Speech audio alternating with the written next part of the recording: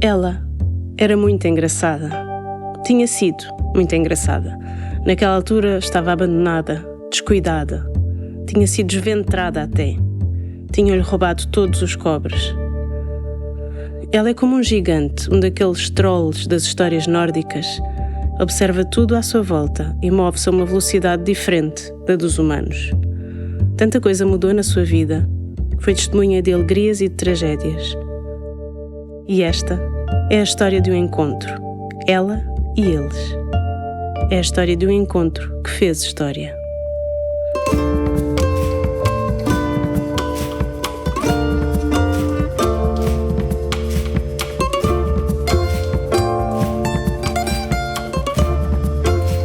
Palmeiras, um palácio em revolução. Não me lembro de quando a conheci, suponho que desde sempre, mas o cheiro que ela tinha não me sai da memória. E a memória é notoriamente traiçoeira.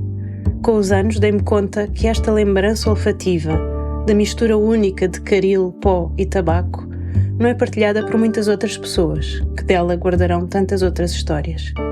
E uma história por descobrir é irresistível. Segui essas cerejas e aqui estamos com essa e outras conversas que se foram desenrolando.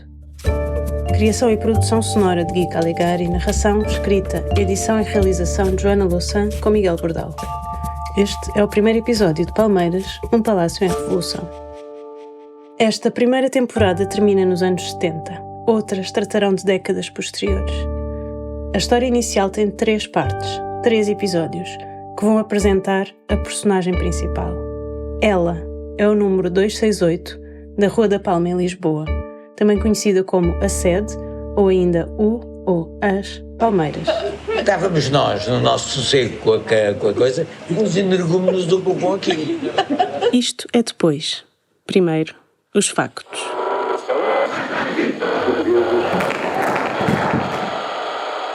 As ocupações de casas desabitadas é um movimento em marcha que alastra a várias zonas do país.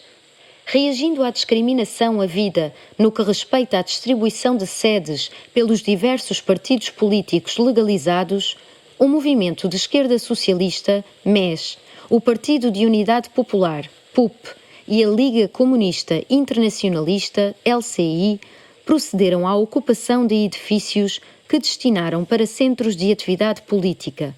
O MES instalou-se no número 130 da Avenida Dom Carlos I, comprometendo-se a satisfazer rapidamente as questões burocráticas. O PUP, como já noticiámos, ocupou o prédio do Ginásio Clube Português na rua Serpa Pinto. A LCI instalou-se nos números 268 a 270 da Rua da Palma, com o objetivo de aí montar a sede central do partido. É uma citação do Diário de Lisboa de 10 de março de 1975, lida pela Diana Dionísio.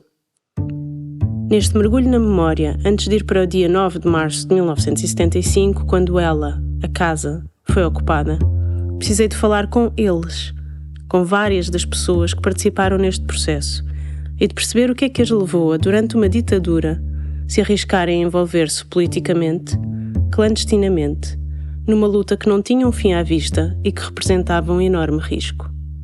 O primeiro passo foi perguntar o que os levara a juntar-se à LCI, Liga Comunista Internacionalista, pequeníssimo partido trotskista que tinha sido fundado em dezembro de 1973. Há uma certa estranheza nesta narração a posteriori. Podia criar um interlocutor, como o Norberto de Araújo inventa o seu dileto nas peregrinações em Lisboa, escolhendo um exemplo alfacinha entre tantos. Mas eu optei pela primeira pessoa do plural, correndo o risco de soar falsamente didática. Acho que podemos ultrapassar isto, pensando no espírito coletivo da época. Viram o que eu acabei de fazer? Vamos a isto. Sim, está tudo bem? Tá, tudo bem. E então? Então, a ideia disto é fazer um podcast, que é um programa de rádio online. Esta sou eu a falar com a Anabela Brito, médica. A Faculdade de Medicina era, na altura, o mais importante centro do grupo, com militantes destacados como João Cabral Fernandes, João Alcântara, José Falcão ou Helena Lopes da Silva. Eu vinha da província, não é? Vinha do sul de Portugal, mas tive a sorte de fazer o meu liceu num colégio particular. E que tive a sorte que os diretores eram as pessoas, portanto, anti-regime. E, portanto, nós fomos, aqueles 5 anos do colégio, fomos, de facto, aprendendo que havia uma guerra que não era justa, depois havia a Mocidade Portuguesa que queria aquelas atividades e eles não permitiram, queriam fazer discursos sobre a guerra colonial por causa dos jovens, dos rapazes que teriam que ir para a guerra, eles não permitiram. Mas lembro-me que quando chegou a morte do Salazar foi uma coisa que lá comemorámos logo. Éramos todos estudantes de colégio ainda e foi tudo para a rua vestido de vermelho, que eu ainda guardo, a t-shirt ainda guardo, é uma recordação desse dia. E depois, de facto, quando vim para Lisboa para a Faculdade de Medicina, naquele ano de 70, 71, a contestação era a nível estudantil, não é? O que se vivia em Lisboa era nas associações e era fundamentalmente a anti-guerra colonial.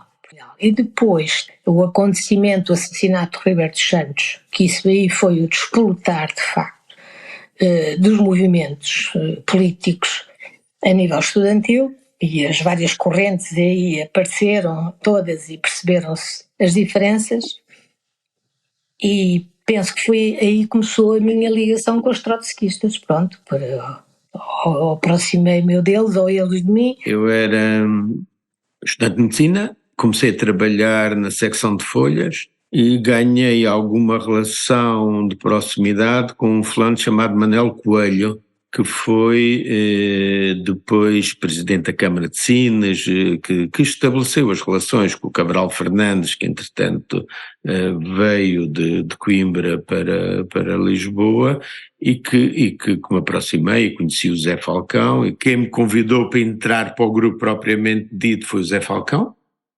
Claramente que aquilo que me aproximou foi a crítica à União Soviética e a crítica ao stalinismo, do qual os maoístas não representavam nenhuma alternativa. Foi também outro aspecto, foi o aspecto mais politizado e mais político da corrente trotskista, e os trotskistas tinham um discurso político anti-guerra, muito radical, obviamente, radicalíssimo para a situação. Ouvimos o José Manuel Boavida, também médico, e ele e a Anabela mostram como, além do acaso de conhecer as pessoas certas, de estar desperto para participar em reuniões, os pontos fraturantes da discussão política eram a crítica à guerra colonial, a crítica à União Soviética e, além disso, o assassinato de Ribeiro dos Santos, jovem militante do MRPP morto pela PIDE Económicas, teve um enorme peso no despertar político de várias pessoas.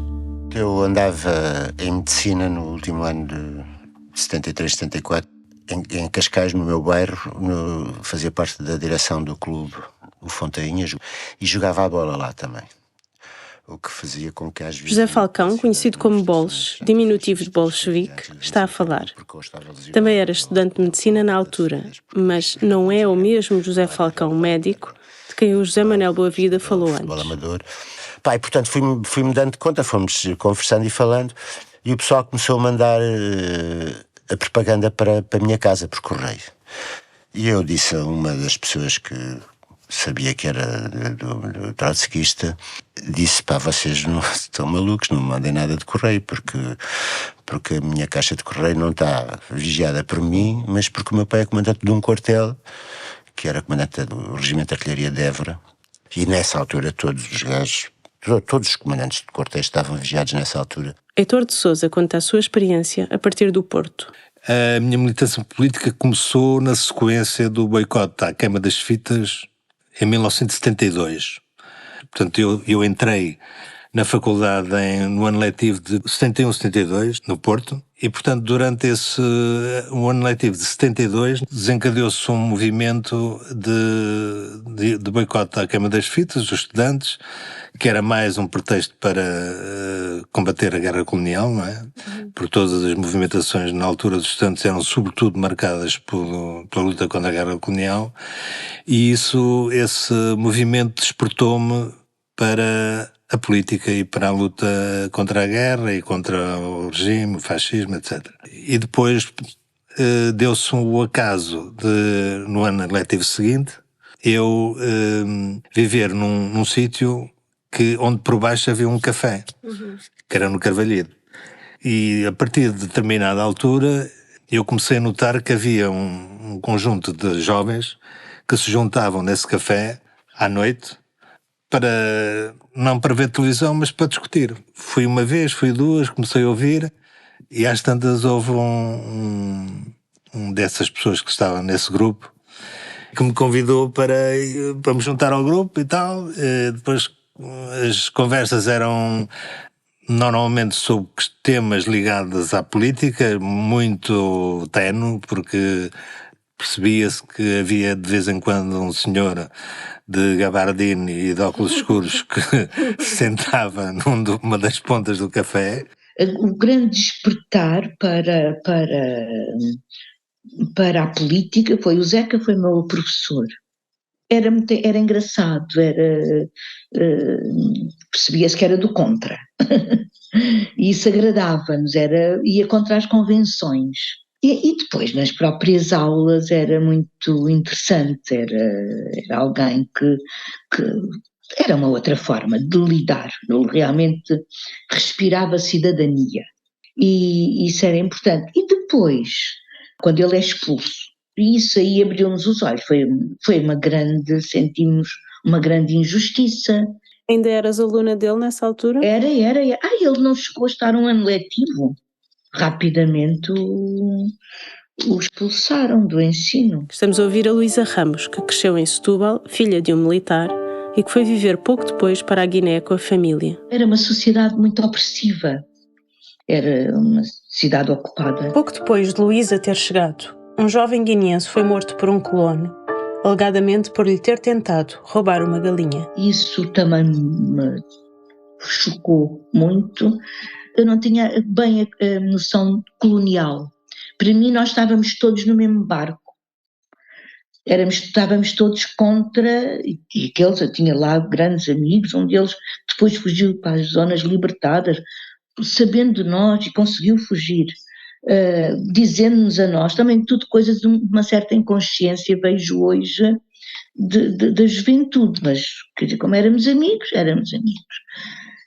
Mas só por essa altura é que foram alguns desses amigos guineenses que me fizeram perceber, porque em conversa, porque eu falava, não, somos todos, eu já estava muito avançada, estou a brincar, estava já no internacionalismo e não estava a ver, quer dizer, achava que estávamos todos a lutar contra o fascismo e contra a ditadura. E quando eles me dizem não, que não é bem assim, que primeiro há outro caminho, há um caminho anterior a ser feito pelas ex-colónias que foram ocupadas. Em 71, Luísa regressou a Lisboa para estudar História. Eu penso que foi mais nas RGAs de Medicina, não me lembro de um recrutamento. Lembro-me de começar a almoçar com eles, a ir para a cantina e almoçar com eles, ficar depois destas reuniões a conversar. Durante meses passei cada momento livre assim. Porque eu estou a preparar um podcast sobre o Palmeiras e queria falar contigo. O Palmeiras. O edifício. Queria te entrevistar. Tu estavas lá na altura, no dia da ocupação? Sim, ocupámos vários sítios. Houve sítios extraordinários. Ocupámos um ali entre campos, quando entramos não tinha telhado. Tentei falar com todas as pessoas que pude, que quiseram falar comigo, a quem cheguei. A LCI era pequena, mas este grupo está longe de representar todas as pessoas que nela participavam. Em Viseu cresceu Jaime Pinho, que frequentou o mesmo seminário católico onde andou Salazar.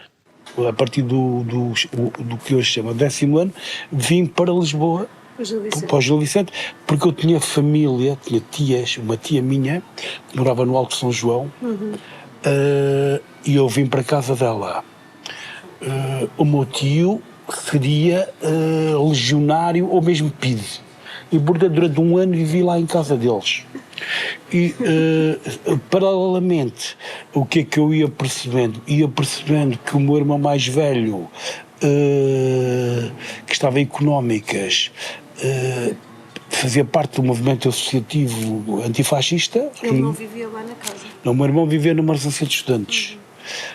E eu ia-me apercebendo disso, ele ia partilhando nos contactos que eu tinha, apesar de, mesmo entre irmãos, quer dizer, as coisas, a gente precisava ter umas certas certezas de que as pessoas com quem estávamos a partilhar cenas clandestinas tinham noção do que se estava a passar. Fui-me apercebendo do movimento associativo no ensino superior. E eu ia almoçar e jantar às cantinas das universidades, onde ia descobrindo zonas libertadas. No liceu, o seu grupo de amigos foi ao funeral de Ribeiro dos Santos, mas um deles desapareceu. A malta volta à escola, encontra os outros e tal, e imediatamente começámos, digamos, nos intervalos e com, digamos, as normas de segurança intuitivas que nós seguíamos, fomos lá para um canto e tal, tem o Frito, que nós chamávamos Frito, o Frito e tal, o Frito está em Caxias, foi preso. Evidentemente que nós não podíamos dizer publicamente que o nosso amigo foi preso, era proibido dizer que alguém foi preso, logicamente, era proibido falar em liberdade, era proibido falar em prisões, era proibido falar que havia guerra, era proibido falar que havia mortes na guerra. Passados uns dias, que eu não me recordo, mas para uns 10 dias, o Fritz aparece na aula e rapidamente, com cuidado, confirmamos que ele esteve preso e foi torturado em Caxias, e portanto tudo isso me foi, digamos, aproximando e enverdando cada vez mais pelos grupos e pela luta antifascista. Depois, o que é que me acontece? Acontece que devo dizer que 2 destes colegas do meu grupo, da minha turma, do Gil Vicente, o Fernando e o António Cândido, começam a organizar reuniões clandestinas da nossa turma, do grupo da nossa turma, na sua casa, que morava ali para o lado da Graça. O pai dele até tinha trazido uns discos do Zeca Afonso e do Paco Ibáñez, da França, e então nas reuniões nós gostávamos de acompanhar com música e depois começa a aparecer na casa dele, para discutir política, a Ana Teresa, que era uma rapariga da minha idade, talvez até um ano mais nova, e que era uma espécie de animadora do nosso grupo. E então foi a primeira vez que eu ouvi falar de um tal revolucionário chamado Trotsky, e que era ela que falava do Trotsky. E portanto também fui-me apercebendo que havia uma corrente política que era o trotskismo, que havia o stalinismo, não é? Porque o gajo não tinha outras fontes de informação, tudo era proibido, não é?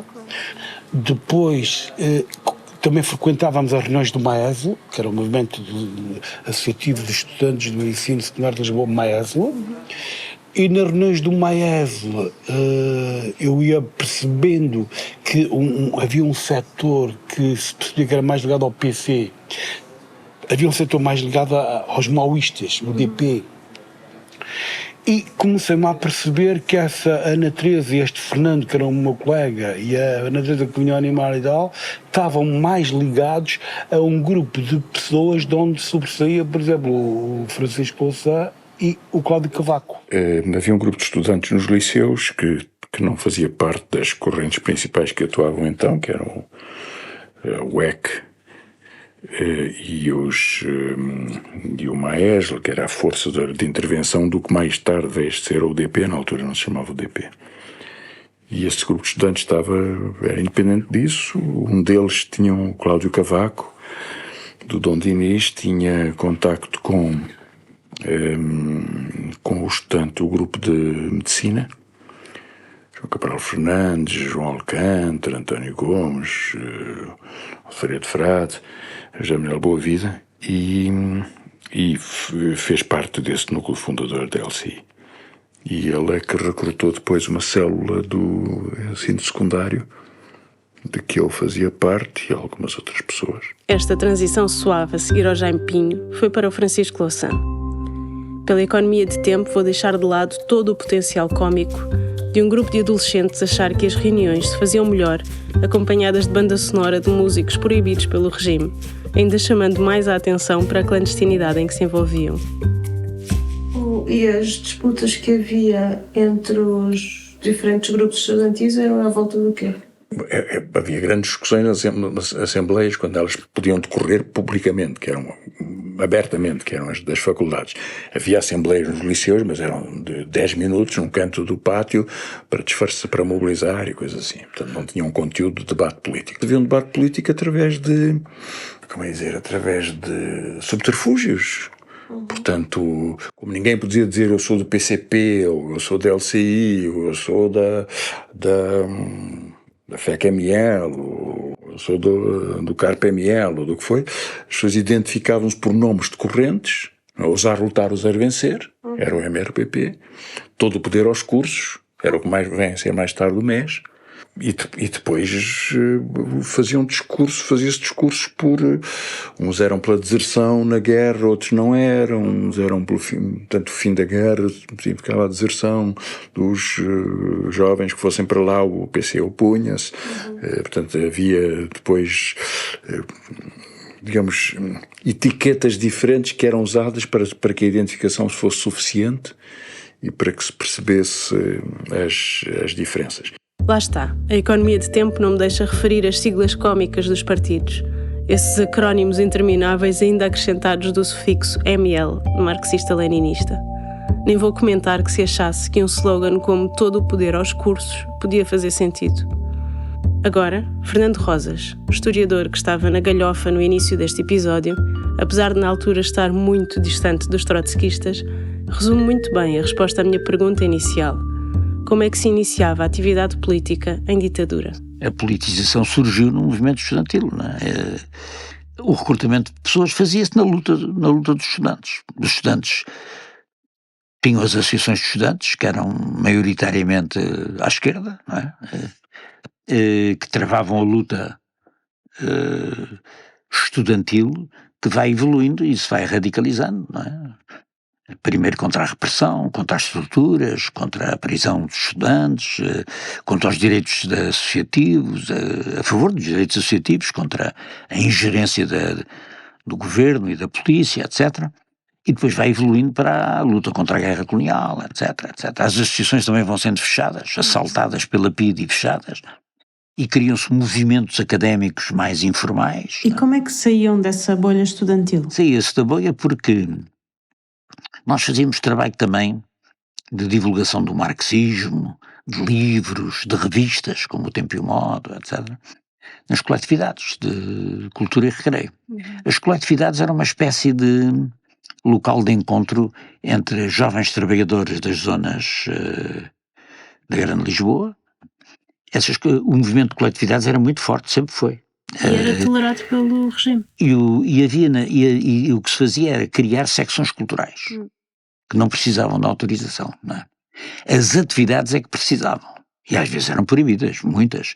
E então faziam-se debates sobre livros, ou então faziam-se coisas que não se comunicavam às autoridades, não é? E portanto nós fazíamos cursos de marxismo, não se comunicava às autoridades, mas fazíamos, e vinham jovens trabalhadores dessas zonas. Eram pontos de encontro. E no caso desta geração, as eleições de 69, que também foram um ponto importante. Porquê? Porque para efeitos da participação eleitoral fizeram-se encontros de juventude, que vinha gente de todo lado, não é? E depois havia a malta que estava na tropa, que também se foi organizando, pronto. E digamos assim, a tendência foi que do movimento estudantil surgissem zonas de alargamento e de influência para jovens trabalhadores de outras zonas que se encontravam neste tipo de atividades. E isso é que deu origem à criação dos movimentos marxistas, leninistas, maoístas, trotskistas, etc. Mas quase sempre a partir do movimento estudantil, do ativismo estudantil. O ativismo estudantil foi muito importante na criação de uma esquerda à esquerda do PC. A conversa vai longa. Vamos fazer um intervalo para desembaraçar as pernas. Sugiro uma viagem na história, mais longe ainda. Ainda não expliquei o óbvio, mas o facto de ela, a casa sobre a qual ainda nem começámos a falar, se chamar Palmeiras, não é por estar na Rua da Palma. É o contrário. A Rua da Palma chama-se assim porque estavam lá as palmeiras. Eram duas enormes criaturas da espécie Phoenix canariensis, o nome científico que vem de ser uma espécie autóctone das Canárias, e que cresciam no pequeno espaço de jardim entre o muro e a fachada do edifício, a uns 6 metros uma da outra. Para quem as via da rua, a esquerda era mais alta do que a direita. Olá, bom dia. Sim, eu estou à procura de informação sobre um palacete que fica na Rua da Palma. Esta sou eu a ir ao Palácio de Beauséjour, ao Gabinete de Estudos Oliciponenses, um lugar extraordinário, onde perguntei sobre a origem do edifício. A resposta chegou pouco depois por e-mail, sem grandes detalhes. Quando vi a certidão predial do edifício, o mais notável não era tanto o número de herdeiros, mas o facto de muitos terem nomes dignos de filmes do Manuel Pureza. Procurei mais em vários livros sobre Lisboa, mas foi no Guia de Portugal, editado pela Biblioteca Nacional em 1924, que descobri o mistério. A narração é do André Soares.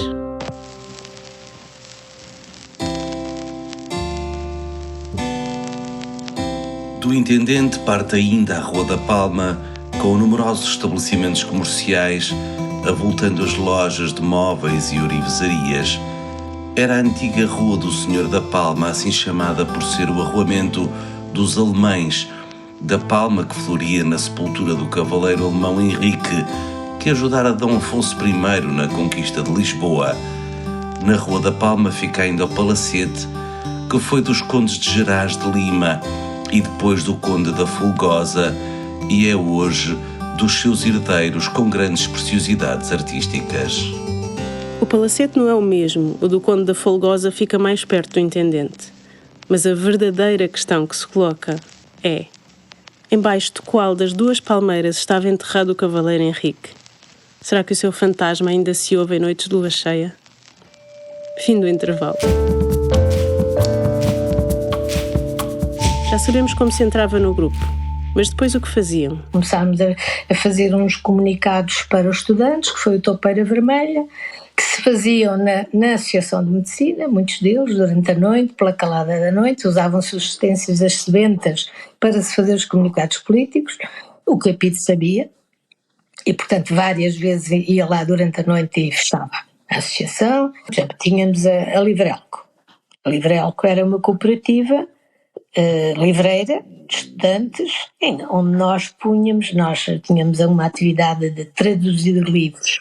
Traduzimos livros de política também, do Lenin, do Trotsky, do Reich, e depois eram editados. O Cabral Fernandes conseguia editar, tinha uns conhecimentos que ele conseguia pôr os livros cá para fora.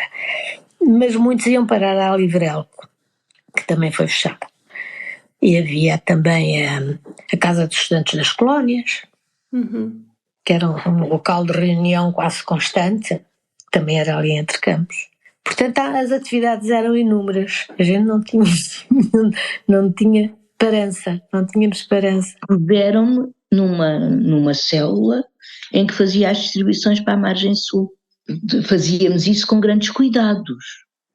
Eu lembro-me eu fazia parte de um grupo, ficava em casa de um dos camaradas, que se calhar conhece, o Jorge Rato, e ia essa noite, ia ter com ele, passávamos ali a noite na conversa, até que chegavam os comunicados, e depois nós tínhamos uma estratégia para não sermos tão vistos. Íamos de carro, era eu, ele e mais dois mais velhos que já trabalhavam, e então depois eles vinham ter no carro, nós íamos os 4, saíamos tipo 5 da manhã para andarmos ainda de noite, mas mas a uma hora em que os operários já pudessem circular de bicicleta para ir para as fábricas, para não darmos tanto nas vistas. Ouvimos Anabela Brito, a estudante de medicina que tinha celebrado a morte de Salazar, e Luísa Ramos, que foi brevemente aluna do Zeca Afonso. Voltamos a ela e à história do pequeno aparelho clandestino da EOCI, que consistia numa pessoa que tinha desertado e vivia num apartamento em Paço de Arcos. E acho que havia uma certa organização, porque lembro-me que também, por exemplo, que havia um camarada que estava clandestino. E ele ia para a Guiné, estava incorporado e ia embarcar.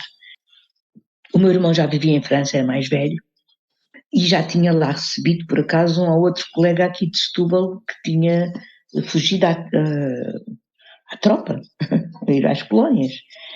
E eles sabiam isso, e então o João Cabral Fernandes um dia veio ter comigo a dizer: se não te importas, escreve uma carta ao teu irmão a dizer que o camarada Afonso Costa, ele tem mais nomes, mas tem estes dois lá no meio, vai para a França e se o teu irmão o acolhe. E eu escrevi a carta ao meu irmão a dizer isso. E depois recebo a carta do meu irmão muito zangada, uma carta também aberta, e muito zangada a falar daqueles filhos da mãe que abriram a carta, que não têm, de um dos direitos fundamentais, que era a correspondência, ao sigilo da correspondência, não sei o quê. E pronto, então, quando disse ao Cabral Fernandes, aí fiquei a perceber que era exatamente isso que se pretendia e que ele nunca foi para a França. A organização da LCI nem sempre era tão eficaz como esse exemplo. Mas a partir desse café Lunauta, que já não existe,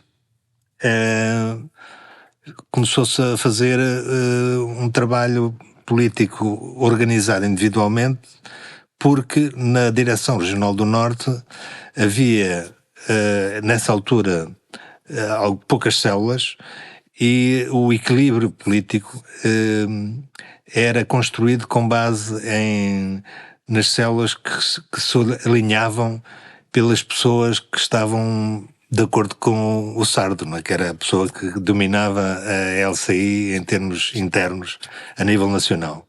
Isso fez com que algumas das pessoas que poderiam ter entrado para uma célula, por exemplo, no princípio de 1973, que era o meu caso, não o tivéssemos podido fazer porque não havia condições para fazer mais células, porque senão perdia-se o equilíbrio político.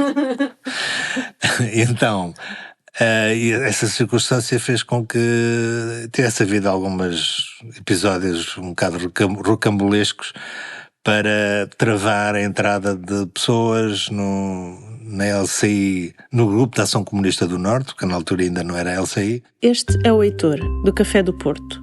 Uma organização minúscula, esforçar-se por impedir a entrada de novos membros para manter um equilíbrio de forças interno, faz-me lembrar uma velha piada que se conta, que em cada 3 trotskistas há 4 tendências diferentes. O Heitor, enquanto esperava a sua vaga para entrar numa célula, acabou por ser expulso do grupo com outras pessoas. Em resumo, havia um processo de luta nos SEMAS, Serviços Municipalizados de Água e Saneamento do Porto, e o grupo do Heitor tinha um contacto lá dentro. Propuseram fazer um comunicado e ir lá distribuí-lo, mas havia um pequeno senão. Os SEMAS ficavam na mesma rua da sede da PIDE, mas conhecendo as condições climatéricas do Porto, eles tinham um plano. Aquela zona é uma zona muito próxima do rio e no inverno, sobretudo, tem frequentemente um voeiro muito denso que não se vê rigorosamente nada à frente do nariz, e nós confiávamos, e efetivamente veio a acontecer, que na véspera do dia em que se fez a greve, essas circunstâncias de tempo estariam presentes. O que aconteceu efetivamente, e portanto nós fizemos essa intervenção à revelia dos camaradas da direção, e a sequência foi um processo disciplinar. Mas porquê é que a direção não queria, por causa do porque risco? punha em risco a segurança do... Mas não foram apanhados? Não. Correu tudo muito bem. Foi um grande impacto pelo contacto que nós tínhamos, que era um ativista que depois veio a integrar a OR e veio depois, mais tarde, a integrar a LCI. E correu tudo muito bem, pá, e a greve teve efetivamente resultado, porque os trabalhadores ganhavam uma miséria, tiveram um aumento de salário na sequência dessa greve espontânea que houve nessa altura. Reuniões, traduções, RGAs, distribuições. Estas histórias descritas com tanta à vontade sobre a forma como estes jovens se organizavam, quase pode dar uma ideia errada de que na altura a repressão era menos forte. As universidades não parecia ser um controle muito eficiente. Não, quer dizer, em algo variou muito, não é? Em direito eles instalaram os gorilas, não é? Portanto, que eram ex-militares e tal, e portanto aí faziam um controle muito duro nas entradas e nas aulas e tudo, mas esse sistema não foi aplicado noutras faculdades e variava muito. Em medicina era totalmente impossível e, no entanto, a Associação de Medicina foi fechada e foi assaltada pela PIDE, foram presos estudantes, isso aconteceu aí. Económicas foi fechado, quando no final de 73, no princípio do ano 73, 74, fecharam a faculdade. Foi, aliás, onde assassinaram o Ribeiro Santos, em 72, em outubro de 72. Portanto, os graus e as formas da repressão variavam muito, o regime já tinha algum descontrole. Agora, era um regime que procurava reprimir os que foram presos na Capela do Rato e que tinham funções, professores e tal, foram expulsos do ensino, foram expulsos da função pública. Ouvimos Francisco Louçã e agora Luísa Ramos, que, relembro, era filha de um militar. Segue-se depois o José Manuel Boavida, que já falou antes sobre como via a diferença entre os grupos trotskistas e os restantes. A Luísa ia, como de costume, distribuir panfletos com o Jorge Rato, mas desta vez iam fazê-lo com um camarada soldado que até hoje não sabe quem é. Estacionaram o carro no ponto de encontro, mas atrás deles apareceu logo um carro da polícia. Pronto, caiu-nos o coração aos pés. E só houve tempo de dizer, não sei, eu ouvi ali, eu não tive tempo, só disse, liga ao rádio, vamos fingir que estamos a namorar. E eu deixei-o fazer a despesa da conversa, senhor guarda isto, senhor guarda aquilo, não sei o quê, e ele foi tentando, não, vamos para a esquadra. Oh, senhor guarda, mas não sei o quê.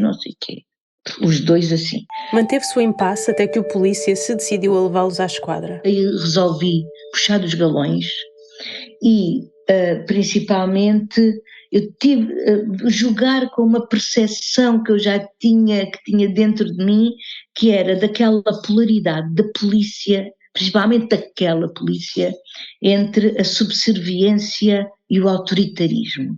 E então disse, olha, desculpa, eu fui ao cinema com o meu namorado, se tem algumas dúvidas, por favor, o meu pai é oficial na manutenção militar, o senhor, por favor, ligue para lá, porque eu agora até ir para a esquadra, isso é qualquer coisa, ligue para ele para saber. Claro que o meu pai nem sonhava, mas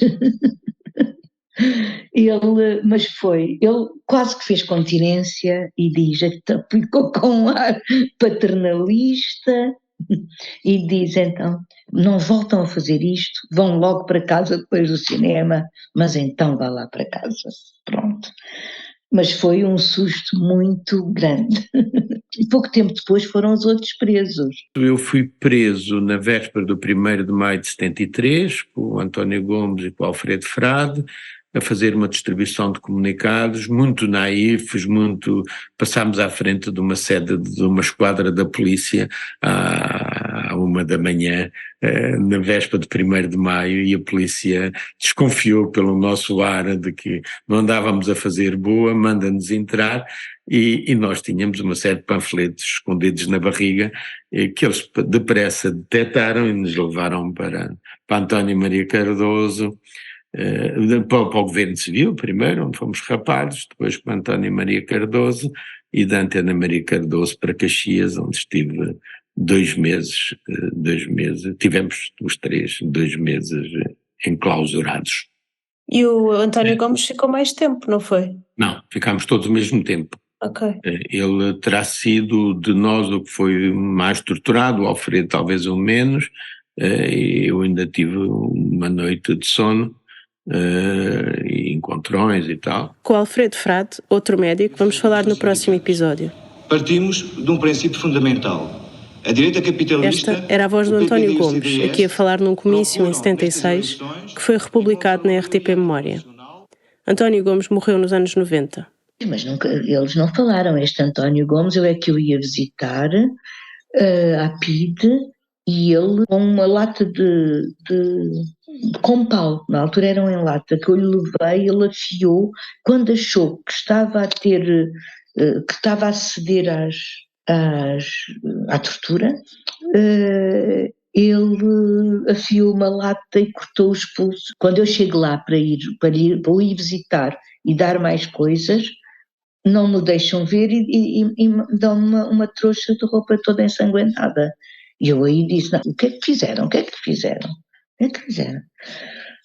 Então eu quero falar com alguém, quero saber o que é que lhe fizeram. Então vou lá a um dos chefes, dos PIDs, num gabinete em que dizem que não, ele é que se tentou suicidar e que está no hospital. Depois, quando ele saiu, soube que tinha sido mesmo com esse intuito, não foi tentativa de suicídio. Ele fez aquilo e chamou os guardas. Mas assim, era uma organização muito pequena, mas acho que havia assim, já alguns critérios. A história da tentativa de encerrar a sala de estar da Associação de Estudantes de Medicina, que já foi mencionada por Francisco Louçã e pelo Fernando Rosas, também me foi contada pelo José Falcão, o Bolso, e pela Anabela Brito. Em fevereiro de 1974, a PIDE, para impedir que houvesse reuniões magnas, etc., e na sala de estar do pessoal todo, fez um muro de tijolo. Uma manhã chegamos, tínhamos um muro construído durante a noite em frente à porta da sala de Londres. De facto, olhámos um bocado uns para os outros e em simultâneo, não, isto vai estar já deitado abaixo. E perante o olhar dos PIDs que estavam a poucos metros, o muro foi desfeito. Pronto, porque como tinha sido durante a noite, não era muito difícil desfazer aquilo. E aquilo ainda estava fresco e tudo, foi na noite, a gente chegou lá, pronto, aqui foi só empurrar e acabou. Pronto, uma data de gente, aí foram muitas dezenas de pessoas que deram cabo daquele muro. Este foi um daqueles momentos que marcaram quem o viveu. E quem também ajudou a deitar o muro abaixo foram Cita Valles e João Semedo, ambos da Associação de Estudantes de Medicina e ambos ligados na altura ao PCP. Ela, em 75, decidiu voltar para Angola para se dedicar à revolução do país onde tinha nascido. Foi assassinada depois da tentativa de golpe de 27 de maio de 1977. João Semedo, num excelente artigo sobre a vida de Cita, escrito por Luís Leiria ao esquerda.net, contava o seguinte: tínhamos convocado uma RGA e a ideia era deitar abaixo o muro que a polícia levantara. A Cita andava a ser perseguida pela PIDE, mas apesar disso insistiu em participar na RGA. A Cita era mesmo assim, não fugia nos momentos difíceis. Pelo contrário, onde era difícil, onde era arriscado, lá estava ela. E assim foi, lembro-me porque nesse dia calhou-me a mim ajudá-la a entrar no hospital, sem que a polícia nos barrasse a passagem. Ao lado da Cita, tudo parecia possível e até seguro. E foi mesmo. Última coincidência, Luís Leiria, o jornalista que escreveu o artigo, então estudante do secundário, também lá estava quando o muro foi deitado abaixo.